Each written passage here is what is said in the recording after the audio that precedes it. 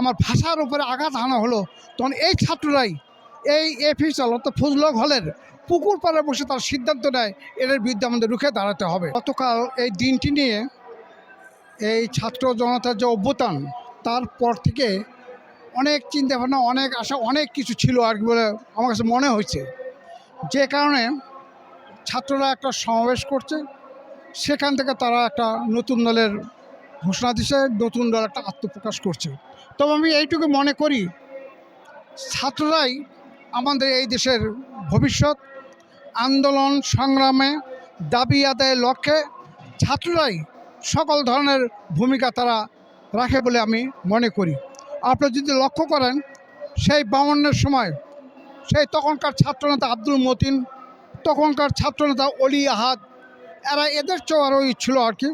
তখন তারা দেখেছি, যখন প্রথমেই আমার ভাষার উপরে আঘাত হানা হলো, তখন এই ছাত্ররাই এই এফিসাল অর্থাৎ ফজলক হলের পুকুর পাড়ে বসে তার সিদ্ধান্ত নেয় এদের বিরুদ্ধে আমাদের রুখে দাঁড়াতে হবে। সেই তাদের কথাবার্তার ভিতর দিয়েই আমরা লক্ষ্য করলাম, সে 48-এ ওই কায়দা আজমে সে যখন বক্তব্য দিচ্ছিল, তার বিরুদ্ধেই এই ছাত্র সমাজ রুখে দাঁড়াইছিল। পরবর্তীতে ধাপ পেরিয়ে আপনি জানেন 52-তে সে কীভাবে সেখানে ভাষা আন্দোলনটি প্রতিষ্ঠা হয়েছিল। এই সালাম, বরকত, রবি তাদের সেই মাধ্যমেই সেই দিন প্রতিষ্ঠিত হয়েছিল। এরপরও যদি লক্ষ্য করেন, সেই দিন 69 গৌরব অভ্যুত্থান এই ছাত্ররাই করেছে। সেই 71 স্বাধীনতা সংগ্রাম এই ছাত্ররাই করেছে। আপনারা যারা স্বাধীনতা 26শে তারিখে সেখানে আমরা লক্ষ্য করেছি, সেই ওই আসম আব্দুর রব ছাত্রনেতা সে পতাকা উত্তোলন করেছিল সেই পাকিস্তানের সময়। সেখানে সাধারণ সিরাজ সেই ইস্তাহার পাঠ করেছিল। 23শে মার্চে জাকপার সভাপতি ছিলেন আর কি, একসময় তুকর ছাত্রনেতা ছিলেন শফিল আলম প্রধান, ওই দিনাজপুর থেকে 23 প্রথম পতাকা উত্তোলন করে। এখন এই নেতাদের দেখলে মনে হবে না যে এই ছাত্ররাই এটা করেছে। তবে আমি মনে করি আজকে যে অভ্যুত্থান হয়েছে, অভ্যুত্থানের ভিতরেই এখানে ছাত্র সমাজ ঐক্যবদ্ধ হয়ে তারা একটা নতুন দলে আত্মপ্রকাশ ঘটেছে। আমি বলতে চাই, এই আত্মপ্রকাশের ভিতর দিয়েই যেন তুষ্টি না হয়ে ছাত্র সমাজের যে কাজ, যে কর্ম ছিল জনগণের জন্য, সেটা গণতন্ত্র প্রতিষ্ঠা, দেশের স্বাধীনতা সার্বভৌমত্ব রক্ষা, সর্বোপরি দেশ রক্ষা সকল কর্মকাণ্ড আমি মনে করি এই দেশের সাথে তারা কাজ করে যাবে। যদি কাজ করে যায় তাহলে অবশ্যই জনগণ তাদেরকে ভালো বলবে, ভালো লক্ষ্যে থাকবে। না করলে ইতিহাসে আস্থা করে অনেকে কীভাবে গেছে সেটা আমরা লক্ষ্য করি। তবে আমি প্রত্যাশা করি, যে কোনো ছাত্ররা কোনো কিছু সুন্দর সুষ্ঠু করতে গেলে তার প্রতি আমার সমর্থন থাকে। তো সমর্থনের ভিতর দিয়ে আমি মনে করি তারা চলতে থাকবে আর কি, এই প্রত্যাশা ব্যক্ত করি।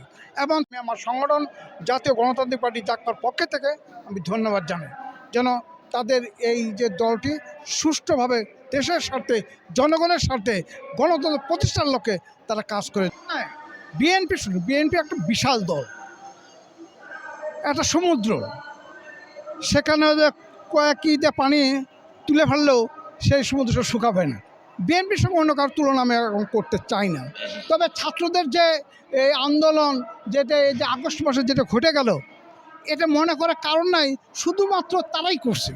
এটা ধারাবাহিকতা আছে। আমি বললাম 48 স্মরণ করছি, 52 স্মরণ করছি, আপনার 62 স্মরণ করছি, 69 স্মরণ করছি, 71 স্মরণ করছি, 90 স্বৈরাচার এর সাথে যে কাজটা করছে তার বিরুদ্ধে ছাত্র আন্দোলন করে যে কাজটি করছে, এটা ধারাবাহিকতা, তারা এটা করে যাবে আর কি। এখানে অন্য কিছু ভাবার কোনো কারণ নাই। আর বিএনপি এখানে তার তৃণমূল, তারা যেখান থেকে আসছে এই দেশে, এই মনে করেন স্বাধীনতা আন্দোলন, এই স্বৈরাচার হাসিনার বিরুদ্ধে আন্দোলন, এই 16টি বছর আমরা যে করেছি, আমার নামে অনেকগুলি মামলা হয়েছে, আমরা বাসায় থাকতে পারিনি, বাইরে থেকে গেছি।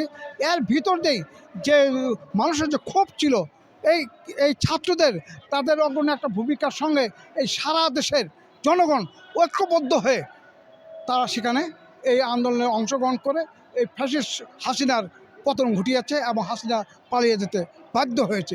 এটা আমি মনে করি না যে বিএনপির, আপনি যেটা বললেন, এটা কোনো কথা, এটা আপনি আর কিছুদিনের মধ্যেই লক্ষ্য করবেন আর কি।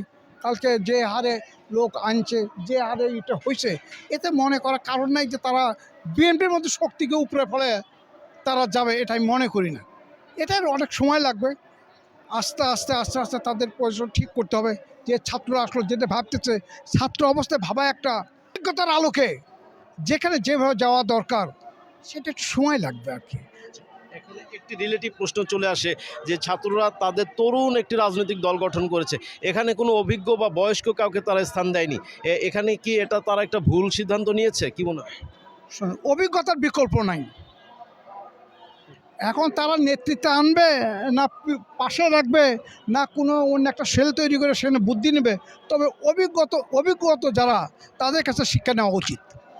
তবে আমি মনে করি বিএনপি বা যারা আছে তারা যেভাবে শুরু করছিল আজকের এই হাঁটি পাপা করে যেখানে তারা চলে আসছে, তারা সবাই এখানে বেশি অভিজ্ঞ সম্পন্ন ব্যক্তি বলেও আমি মনে করি আর কি। তবে তাদেরকে ধৈর্য ধরে অভিজ্ঞতা সঞ্চয় করে নিয়ে তারা যে কাজটা করতে যাচ্ছে এই কাজ হাতে তারা এগিয়ে যেতে পারবে, এবং যদি ধৈর্য ধরে থাকে তাহলে পারবে বলে আমি